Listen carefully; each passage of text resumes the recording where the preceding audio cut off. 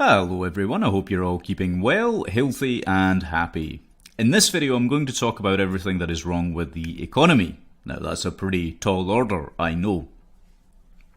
But actually if you take a look at the problems that are endemic in the present day economic models that are being used both by America and the UK and the rest of Europe, which rely on a centralized banking mechanism and system. This system, by the way, has been adopted by other countries as well. But if you take a look at how that works, very quickly you realize the problems are down to very simple issues, right? It's not that complicated. There are many economists out there that attempt to bamboozle the masses by using all kinds of various terminologies and various very specialized language so that people do not understand what is happening, and also partly they don't want people to realize that the economists don't know what they're talking about. And the proof of this is in the pudding, because if you take a look at every prediction that economists have made, every one of them has been wrong. Every single one. So these so-called experts, these people that are perceived as experts, are in fact not experts. They are false authorities. Okay? So what are these simple problems? Well, they're down to a couple of things. The first thing is the devaluation of currency and the debasing of currency. Okay, that's the primary thing. So I'm sure you've all gotten familiar over the years, because several people have spoken about this, the printing of money, the excess printing of money through fiscal stimulus and quantitative easing, which sounds like a laxative, and for all intents and purposes it is. It's economic diarrhea. But those modes of what they call stabilizing the economy actually have the adverse effect in the long term, because as you are probably aware, it devalues the currency. Now, when you have a limited supply of money in a country, the currency stays strong. And it allows people to gather their money in savings and to purchase those things which people generally do in order to not only live and survive and thrive, but also these extras, if you will, that we all purchase from time to time, which are not necessarily commodities. But you might term them as Veblen goods and so forth, right? Of course, named after the famous economist Thorstein Veblen. Goods that don't necessarily serve any inherent purpose, but which are an accessory, right? Now, one can argue about that, whether that's a good thing or a bad thing. Personally, I think it's a bad thing, because this rise of consumerism, just consuming for the sake of being a consumer, is partly to blame for this superfluous, very superficial culture that we are now part of. But regardless of whether that's the case or not, getting back to basics here, the real problem, as I say, is the devaluation of currency. So the limited supply of money enables people to gather money, to save money, and then to spend that money, right? Money is a store of value, or at least it was supposed to be originally. Then there was this divergence whereby you got currency, which was decoupled from that money. And money, originally currency was seen as money because it was linked to the gold standard. And after it was decoupled from the gold standard, then it was no longer money, because it was no longer a store of value, because it couldn't hold its value. So with this fiscal stimulus and quantitative easing, what happened obviously was that it inflated the economic bubbles that were around. It actually made rich people richer and poor people far poorer. So poverty, the primary problem of real abject poverty in this world, is actually due to this phenomenon, as opposed to anything else. right? When the central banks can dictate what the money supply in a country will be, then obviously that has a knock-on effect in terms of the power of that currency that is in your pocket, the power of the dollar or the power of the pound or the euro and so forth, right? But this isn't the first time this has happened. This has been happening since at least 1913. And in fact, you could go all the way back to William of Orange with his centralized banking mechanisms that were brought in the UK and in Holland, which actually allowed for the financing of foreign wars. That was, I think, the first instance of that happening. But that is one of the reasons why central banks were set up in the first place, was to fund foreign wars. And this is something that a whole lot of people don't know, right? They look upon, say, for example, the Federal Reserve, which was established in 1913, I believe, by the Jekyll Island Club, which I'll speak at length about perhaps in another video.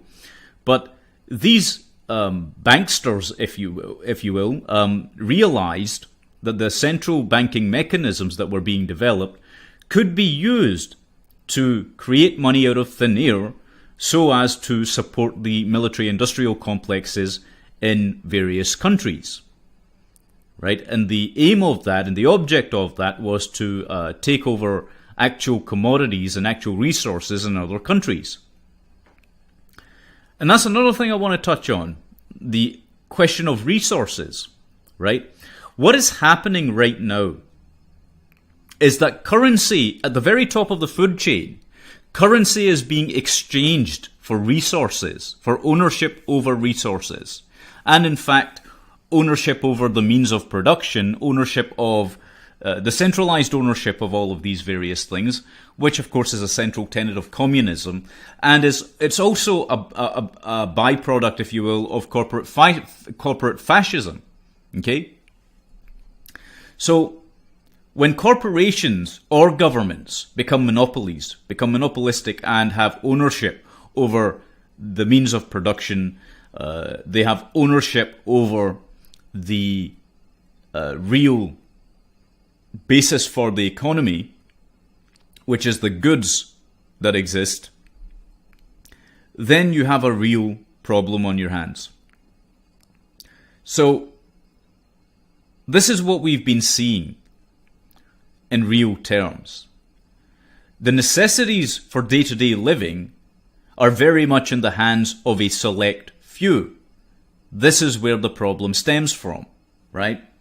It's not that they're rich that is the problem. This is something that a lot of people get confused about because of their socialist or communist indoctrination. It's not that they are rich that there is a problem. That's not why there's a problem. The problem is that they are exchanging massive quantities of currency for resources. And because they have control over those resources, whether it's, for example, the food that we eat, or whether it's the energy that we use, they can then set the prices. So we can talk about price fixing in this respect, right? Price fixing can become a very serious problem as well, and we've seen this with energy companies, for example, in the UK. You've also seen stateside how oil companies have been manipulating prices as well. So there's all sorts of various things that accompany that, right? But the reason most people don't understand this, any of this, is because the view that they've been taught to have with regards to currency, with regards to the economy, is actually a hallucination. It's a complete hallucination of their own imaginings, which has been created by these institutions which have indoctrinated them. Okay? Let me explain that a little bit and flesh it out for you. So when someone goes to school or someone goes to college or university, they're taught that the price of goods is going up or that it's going down. Okay? They're taught that the price of commodities is going up or that it's going down. Okay, that's what they're taught. Even economists that graduate from these institutions, they're taught this kind of garbage.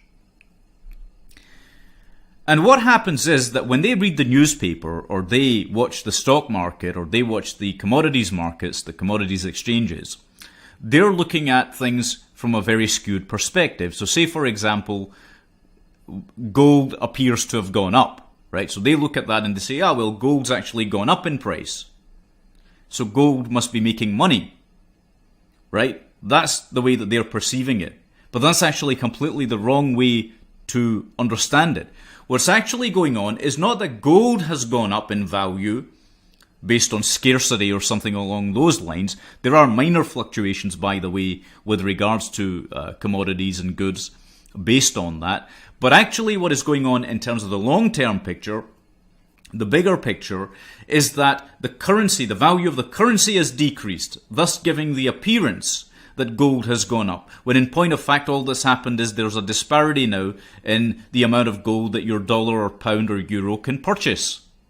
Your purchasing power has gone down. Okay? Now you will hear some people who understand this talk about it on TV, but nobody gets it because they never explain it. The purchasing power has gone down. The value of the gold hasn't changed, and neither has the value, the inherent value of any other form of goods or commodities, unless it becomes extremely scarce or something again, right? But generally speaking, the value of that thing has not changed, right? A great example of this would be eggs, right? You'll say to me, what have eggs got to do with anything? But you take an egg, right, and you eat that egg after boiling it or frying it or scrambling it or however you eat your eggs, right? What that egg does in terms of nutrition, the nutritional value or the energy in that egg in kilojoules, in terms of how it fuels your body, right? That hasn't changed. But why is it that the eggs get more and more expensive? Are there less chickens, less hens producing the eggs? No. Okay?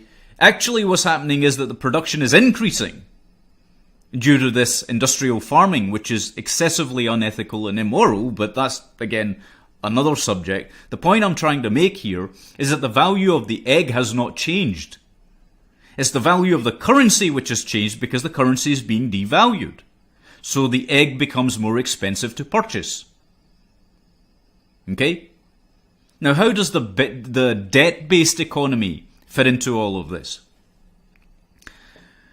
Well, what happens once the currency is devalued to such an extent is that salaries or wages can no longer match the expenses accrued by people who are trying to live day to day. Okay? That's what happens. As a result of that, the banksters, being enormously clever, came up with this idea, well, why don't we extend a line of credit to people for their day-to-day living? Okay? So, not only did they devalue the currency in the first place, which makes it impossible to meet your needs, but also they then come up with this idea to enslave you in a debt-based model. And you're using the debt to finance your living. Okay? That's what actually happened. Then the debt-based economy ballooned. Okay? It ballooned and morphed into this Frankenstein, which is part of the reason why real economic experts called this Frankenfinance way back in the 70s. Because the debt, see, the banksters weren't happy just doing those two things, devaluing currency and then issuing debt for people to live. They then came up with this very clever idea as a means of making even more money, more profits in currency, right, that they would then use in exchange for resources again. But they came up with this idea of repackaging debt as a tradable commodity, which is where you got these CMOs and CDOs and all these other collateralized debt-based traded derivatives and so forth, right? That's what actually happened. And the problem with that is that they weren't looking at the ability of people to afford that debt, because actually in a devalued currency market, in a devalued currency economy, no one can actually pay that debt back anyway in real terms, right? But the illusion is that you can afford to service your debt, which is what gives you your credit ratings. Okay, so if you've got a AAA credit rating, or an AA or an A plus or whatever the heck it is that you're branded as, and you are literally branded, by the way, like cattle are. Whatever happens in that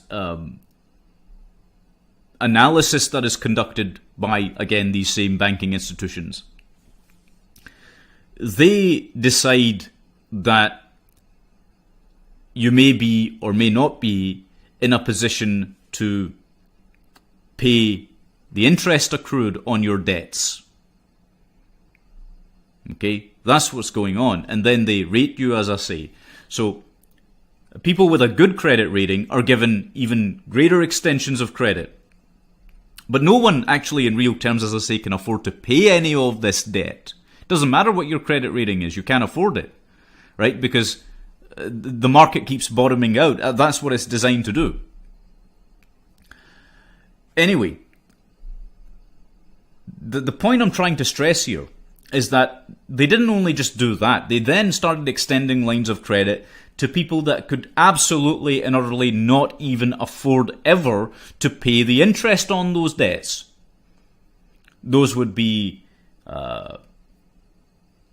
people that would be categorized as D's and other various credit ratings that don't enable them to normally get loans or to get mortgages. But they started extending lines of credit to those people as well,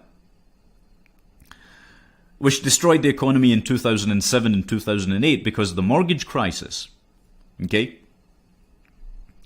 But in real terms, nobody in the world, under these mechanisms and models, nobody in the world, I don't care who you are, is actually going to be able to get out of this debt free, except for the very upper top tier, which is like the 0.0001% of people that have been enormously clever and have exchanged all their currency for resources, for the means of production.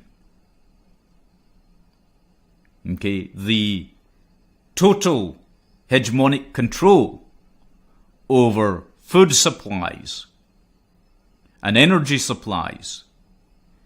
Do you see what I'm saying? What they did was to exchange funny money. It's literally like counterfeiting. They've exchanged funny money for real world resources, real world goods. Which is why they keep getting, at least they appear to keep getting richer. They're not rich. What they are is wealthy, which is a whole different concept entirely. And they are not generating that wealth per se. What is going on is that they are able to dictate the terms of the game, which are grossly unfair. And this is why everyone remains in perpetual debt. That is, in a nutshell, what is happening. Okay? And because most people don't understand this, they actually end up in a position believing that it's possible to get rich in a system like this. Everyone today who is alive has adopted the religion of worshipping money, of worshipping currency, of worshipping the dollar or the pound or the euro or whatever else it is. Everyone is worshipping this paper, which is worthless. It has zero value in real terms. It has absolutely zero value. Okay? But everyone's in the rat race wanting more and more and more of this. Entire countries are in this rat race. And they're going to war with each other over this funny money. Think about that for a second. And the only people that are getting rich out of it are the people that already control and own the resources.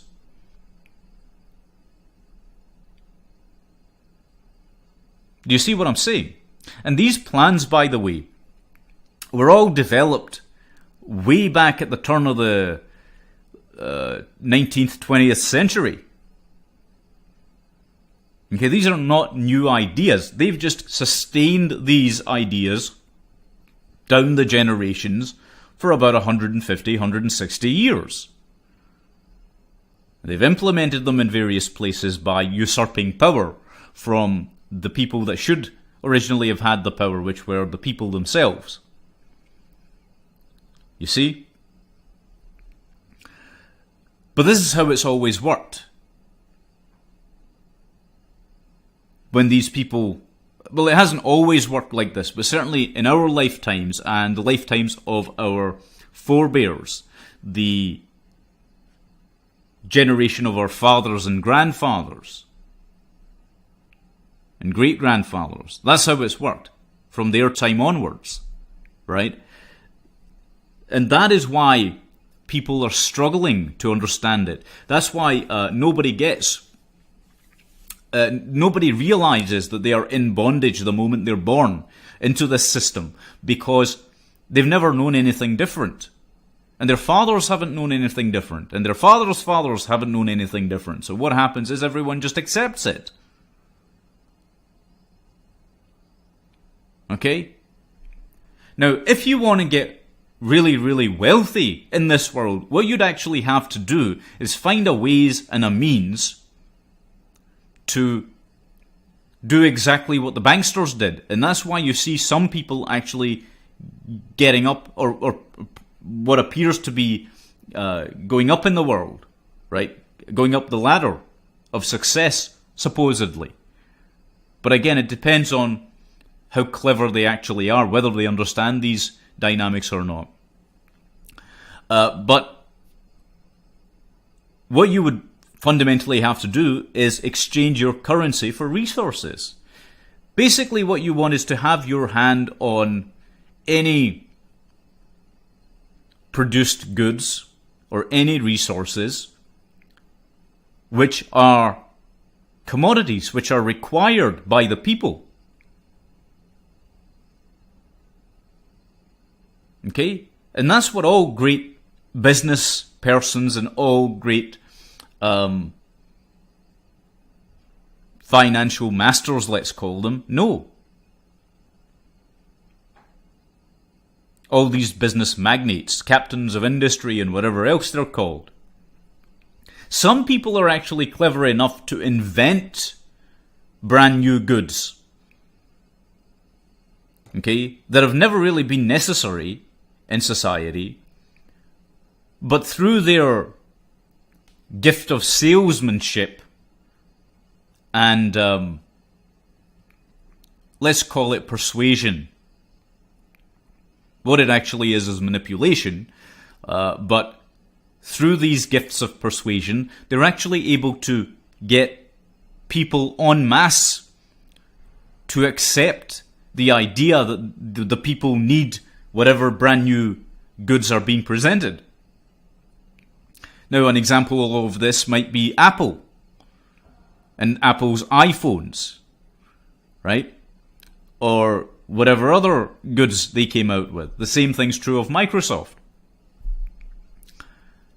So, coming up with things that people don't necessarily need and being able to market those, we call it marketing these days, right? But to be able to market those, what you're basically doing is hypnotizing entire groups of people into believing that they require this thing, and if they don't have it, then there's something deficient in their lives, which doesn't really make any sense because there's no material goods that you can actually have, which could ever give you what is necessary to sustain your soul, to sustain yourself in real terms. But if you can convince people of that they do need these things, then what happens is you can enter the game. Okay? That's fundamentally what's going on. And the people who understand it either get enormously rich and enormously wealthy over time, because again they're exchanging the currency for real world resources, or they just get disgusted by it because they realize that this entire system, these practices, are actually utterly morally bankrupt and wholly unethical. But the question of ethics doesn't enter the minds of these people that invented these systems. It didn't enter their minds, and it doesn't enter the minds of the people that have adopted their knowledge either.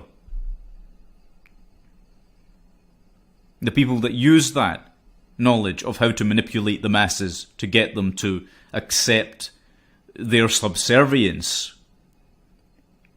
to get them to accept being ignorant of realities. You see? But that's what's wrong with the economy. That is everything that is wrong with the economy. Right? There's other bits and pieces that go on here and there, little bits and bobs, little changes that happen, differing relationships between how debts are traded on the trading floor and so on, and whatnot. But in real terms, that is again superfluous to the real foundational problem, to the real foundational issue. And these problems, as I say, were invented by the people that created the central banking mechanisms which we are seeing today. Which all the central banks, by the way, today, and I've said this before, they're all lorded over, they're all ruled over, and all the global banking rules are set by the Bank of International Settlements, the BIS, which is based in Basel in Switzerland. They're the ones pulling the strings in terms of the financial side of things. That's what's really going on. And by the way, the BIS, not a lot of people know this, but just like Vatican City, the BIS is a country all of its own. That little building they've got in Basel is a country all of its own. It's afforded the same status. How bizarre is that? But does anyone question that? No. Because you're not supposed to question it. Right? You're just supposed to be ignorant to the realities of what is going on. What they want people to be doing is just to be living like animals. To go day to day, slogging their guts out, working in oftentimes inhumane conditions to generate profits for the system. See, people think they're actually working for their employer. They're not. They're working to push more and more and more currency up to the top via taxes to governments, and also to the central banking mechanism which governs governments.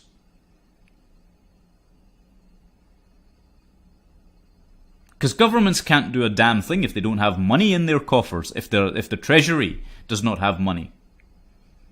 Okay, so you control the purse strings and you control everything else.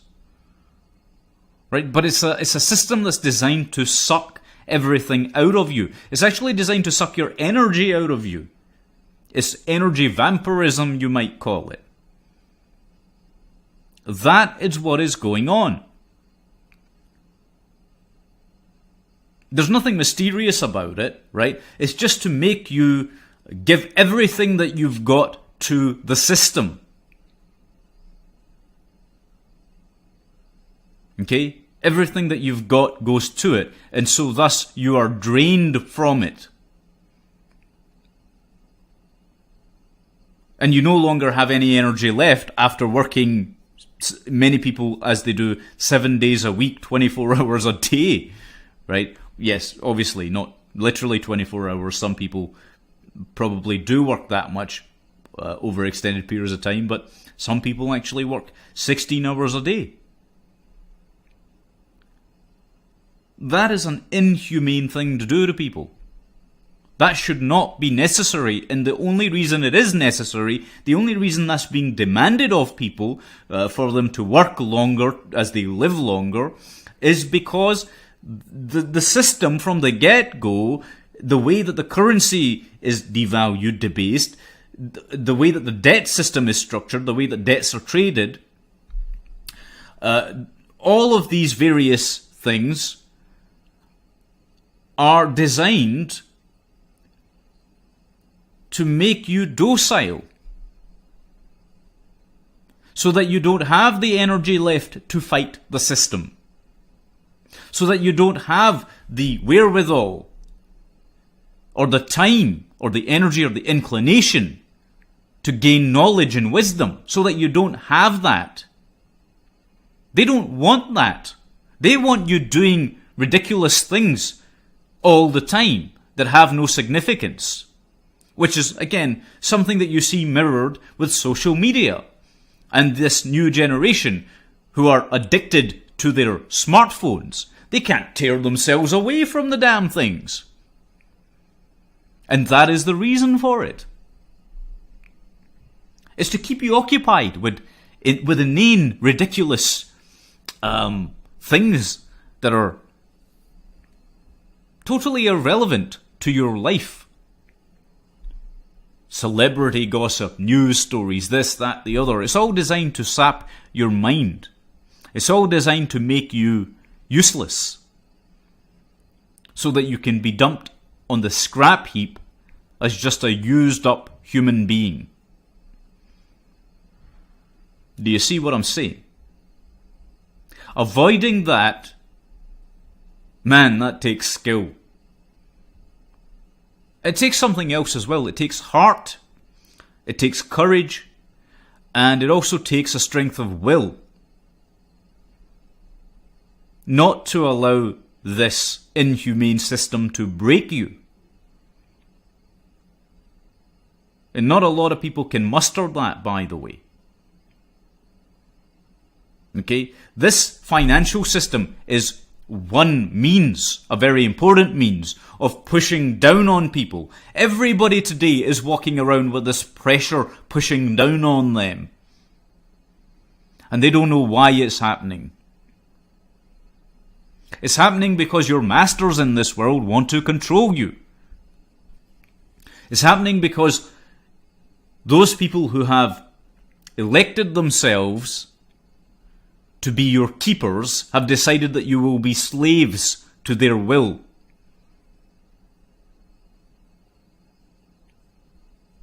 You see? So you've got to figure out, in this life, you've got to figure out your priorities. Are you going to be one of the worker drones who's doing nothing but working for the system to enrich and to grant everything that you are, to hand that over to the controllers? That's the big question. And most people will acquiesce because they are afraid of going hungry. Most people acquiesce to the fear of the controllers and the system because they're afraid of being hurt. If you go through life like this, then your life isn't worth living, is it? I mean, you really have to think about that. what does your life mean at the end of the day? That's a question people need to start asking, and understanding this financial system is a part of it, at least understanding the basics. You can go on to more advanced material, if you will. You can go on to understand more advanced concepts over time.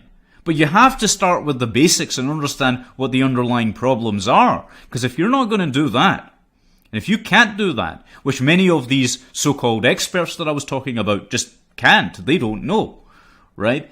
Then what happens is you end up taking wrong turn after wrong turn and just becoming another cog in the machine, another brick in the wall. Well, I don't want to be another brick in the wall. I won't be a brick in the wall. I refuse to conform to a system which wants me to be shaped in a particular way.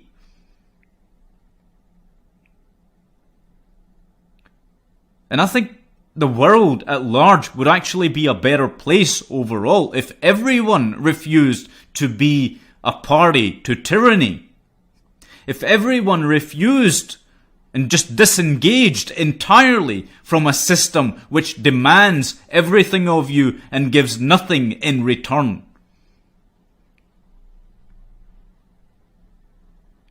But that's just me. Anyway, thank you very much for watching. Take good care of yourselves, and God bless you all.